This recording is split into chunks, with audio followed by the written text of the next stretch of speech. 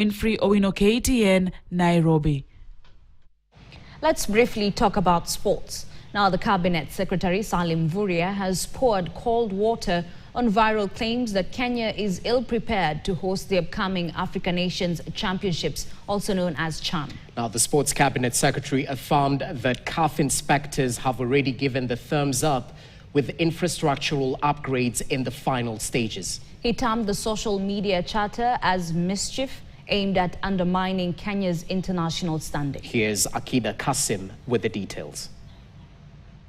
With renovations and construction works currently underway at Kasarani and Nyayo stadiums, questions have been raised over Kenya's readiness to host the African Nation Championship CHAN.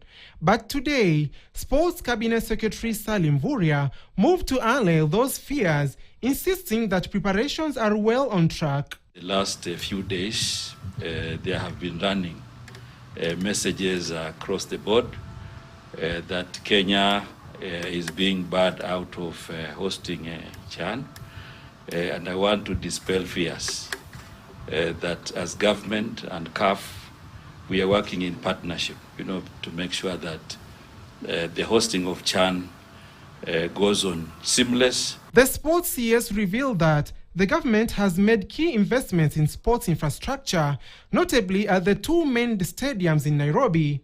He disclosed that Kenya has already paid 1.6 billion shillings in hosting fees, with another 400 million shillings disbursed to constructors, adding that all logistical plans are on schedule.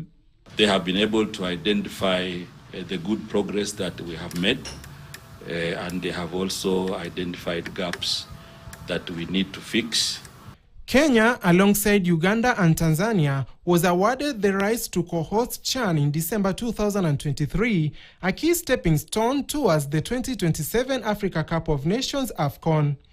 CAF representatives who have been inspecting the infrastructure were non-committal on whether the country will get the green light to host CHAN, insisting that while Kenya has made progress, there are areas that needed to be addressed urgently. What can be sure what will happen tomorrow? But when we have seen today the huge progress that has been done December and now, I don't see it would be miracle to destroy your own stadium. That cannot take the place. However, delays in meeting CAF's infrastructure standards prompt technical experts to recommend additional time to ensure all facilities are up to the required level for the 19-team tournament. We fixed the seats, and many of the field-related issues are done. But we have other areas like VAR, and many other equipment that needs to be fixed. This have to be fixed. And this, you're likely to say, is a prelude of the AFCON. CHAN was scheduled for September last year, then postponed to February 1st to 28th this year, and later to August 2nd to 30th.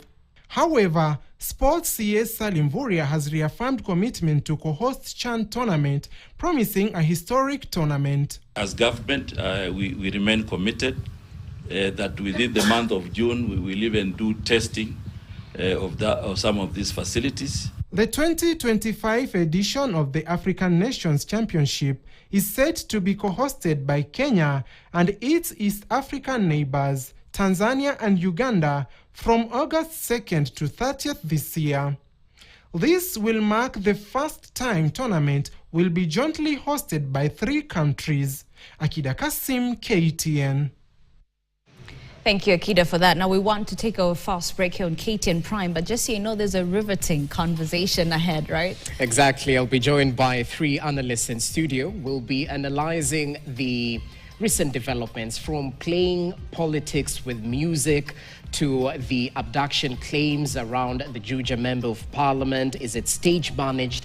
And equally, the situation analysis on the region following Kenyan activists being barred from entering Tanzania. Those 3 gentlemen will be joining us as of 10 p.m. Dismas Mukua, political risk analyst, communication strategist Hesbon Owila, and governance expert Alenga Torosted. Stay tuned for that discussion.